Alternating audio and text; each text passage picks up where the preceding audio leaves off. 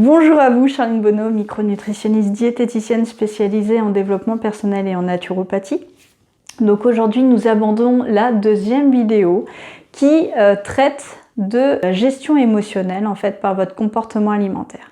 Donc la première vidéo, elle concernait les deux origines principales en fait à votre comportement alimentaire quand vous mangez trop ou que vous ne mangez pas la bonne qualité. Et là aujourd'hui dans cette vidéo on aborde vraiment la deuxième partie, c'est-à-dire quand c'est lié à une gestion émotionnelle au travers de votre alimentation, parce que ça pourrait être aussi au travers de l'alcool, ça pourrait être au travers des drogues, ça pourrait être au travers du sport, ça pourrait être au travers de bien d'autres stratégies. En tout cas là on aborde vraiment le côté alimentaire.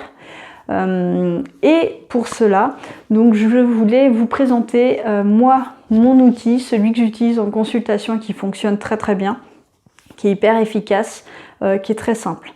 C'est la méthode OCRE. Donc c'est un acronyme où chaque lettre va avoir un sens, ça va correspondre à une étape qui va vous permettre d'avancer en fait sur le chemin de la compréhension de vos comportements et de mettre en place les bons outils vraiment pour vous aider à dépasser cette stratégie, parce que je sais à quel point c'est compliqué quand on est pris là-dedans et à quel point ça touche l'estime de soi.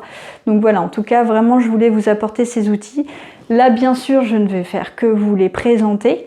Après je ne vais pas rentrer dans le détail de chacune des étapes parce que c'est tout un travail de consultation, c'est tout un travail vraiment complet à faire avec des outils que j'ai développés et que je ne peux pas livrer comme ça gratuitement. Vous vous en doutez bien, donc en tout cas voilà, je vais vous donner quand même les bases. Après je vous invite à vous rapprocher de moi si vous voulez avoir plus d'informations. Je pense qu'un jour je sortirai une formation par rapport à ça parce que c'est vraiment des outils très efficaces. Je l'observe en consultation, je l'ai expérimenté vraiment de nombre de fois, donc en tout cas voilà, je sais que ça fonctionne. Et c'est vraiment pas compliqué à mettre en place. Donc la méthode OCRE, c'est quoi? Donc O pour observation. Déjà, dans cette étape, je vous fais observer le contexte dans lequel ça se produit. Parce que bien souvent, on est dans une perte de conscience de son comportement. En fait, on a l'impression que c'est des événements comme ça qui vont être sporadiques, alors que pas du tout en réalité. Il y a vraiment une stratégie et du coup une forme de réflexe dans ces comportements, et c'est toujours le même scénario qui se met en place. Donc je vous invite dans cette étape en fait à vous observer, à comprendre dans quel contexte vous allez mettre en place cette stratégie, analyser vraiment vos émotions, vos ressentis, vos pensées, ce qui s'est passé. Donc utilisez l'écrit pour pouvoir mettre en place vraiment une observation factuelle. Ne soyez pas dans le jugement, au contraire, là on est vraiment dans l'observation, dans la description.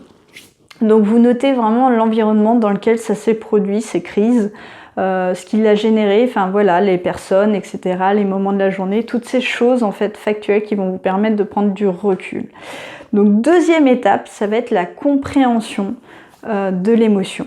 C'est-à-dire, bien souvent, et surtout si votre stratégie elle est en place déjà depuis de nombreuses années, normalement, si elle est hyper efficace, vous n'avez même pas conscience de quelle émotion vous fuyez au travers de ce comportement. Je vous le dis, votre stratégie, elle est hyper efficace. Donc là, on va mettre du sens derrière cette émotion, on va la mettre en lumière.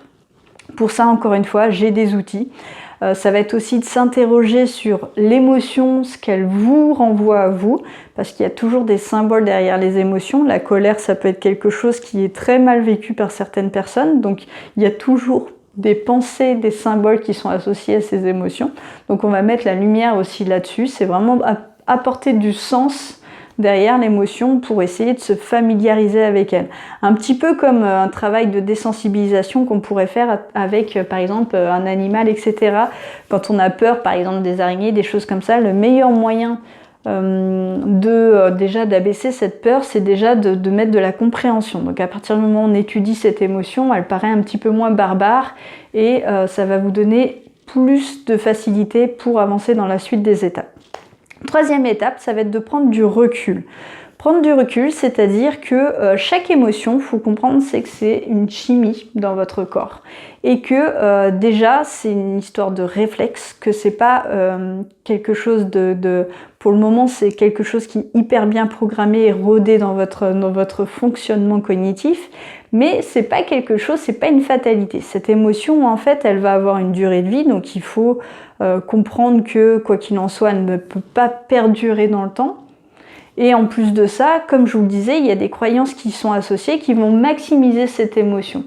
Donc là, prendre du recul, ça va vous permettre en fait de vous détacher de la chimie et donc d'oser encore une fois avancer dans les étapes suivantes. Donc encore une fois, pour ça, il y a des outils que je propose en consultation bien évidemment.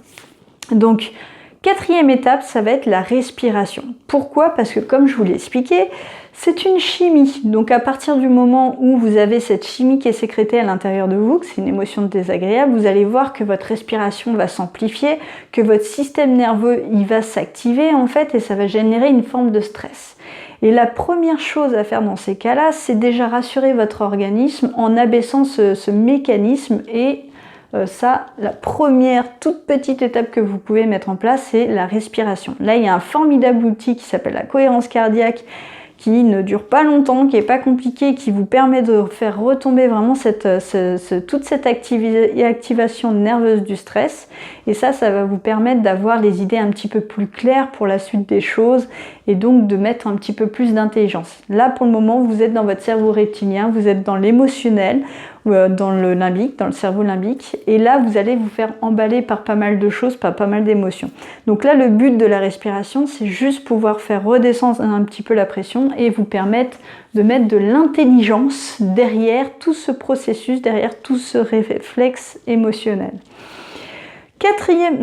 Cinquième étape, ça va être l'entraînement, c'est-à-dire la désensibilisation. Exactement comme une phobie, ce que je vous expliquais, en fait, plus vous allez vous confronter à cette émotion, parce que n'oubliez pas que votre stratégie c'est la fuir à l'origine, donc là on va essayer de vous désensibiliser en vous y confrontant le plus facilement par petites étapes en fait, pour que ce soit pas non plus d'un seul coup trop violent, mais vraiment y aller étape par étape. Par exemple, la stratégie de vous avez peur de l'eau, je vous jette à l'eau, ça fonctionne pas. Hein. Donc en général, ce qui se passe, c'est qu'on va fuir la situation comme, c'est bien normal en tout cas. Donc voilà. Par contre, si vous commencez à y aller avec une bouée, avec, en tout cas des éléments qui vont vous rassurer, ça va être beaucoup plus facile. Donc c'est vraiment le but de cette cinquième étape. Ensuite, dernière étape, l'empathie. Donc l'empathie, c'est-à-dire que il va falloir comprendre aussi que c'est un processus, que votre mécanisme, il s'est mis en place suite à beaucoup d'expériences, c'est-à-dire que ça s'est pas mis en place du premier coup. Ça a pris du temps, donc de la même manière que ça a pris du temps, ça prendra du temps à se déconstruire. Donc il va falloir aussi que vous ayez cette empathie vis-à-vis de vous-même et comprendre que c'est un processus.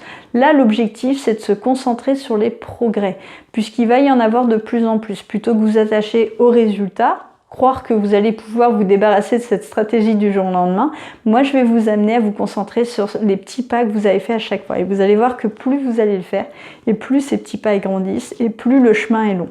Donc c'est ça l'objectif. Donc voilà la méthode OCRE. Donc O pour observation, C pour compréhension, R pour prendre du recul, deuxième R pour respiration, ensuite E pour entraînement, vous allez vous entraîner à ressentir cette émotion, et enfin la dernière lettre, E de nouveau, pour l'empathie, avoir de l'empathie vis-à-vis de votre stratégie, vis-à-vis de vos habitudes, comprendre que tout ça, ça s'est mis en place dans le temps pour vous aider et que vous ne pouvez pas non plus cracher dans la soupe et nier en fait tout ce que ça vous a apporté jusque-là. Si vous avez cette stratégie qui est en place et bien rodée, c'est qu'elle vous a servi, qu'elle a été efficace. Donc déjà, il faut saluer le fait qu'elle ait été efficace et comprendre que ça prendra du temps avant de pouvoir vraiment dépasser cette habitude. mais de savoir aussi que c'est tout à fait possible, hein, parce que n'importe quelle habitude, elle a toujours, elle encore une fois aussi une durée de vie. Vous pouvez, de même que vous avez eu du mal à apprendre à conduire, de même que vous avez du mal à apprendre votre métier, etc. Ça a pris du temps, que les gestes se sont rodés petit à petit. Tout est faisable en matière d'apprentissage. Le cerveau est hyper plastique, donc moi je vous le garantis. C'est pas parce que vous avez tel comportement que c'est une fatalité. Encore une fois, vous pouvez vraiment mettre en place des choses qui voilà, en tout cas qui vous permettront, en tout cas aujourd'hui, de répondre d'une meilleure façon à cette gestion émotionnelle.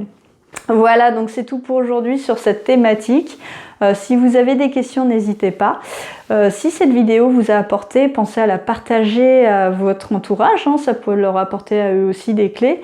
On se retrouve très bientôt pour une prochaine vidéo et puis bye bye.